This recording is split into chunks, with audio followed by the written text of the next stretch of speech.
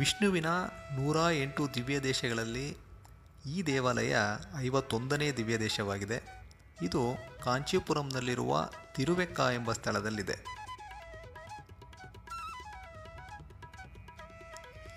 ಕಾಂಚೀಪುರಂನಲ್ಲಿರುವ ವಿಷ್ಣುವಿನ ಪುರಾತನವಾದ ದೇವಾಲಯಗಳಲ್ಲಿ ಈ ದೇವಾಲಯ ಕೂಡ ಒಂದಾಗಿದೆ.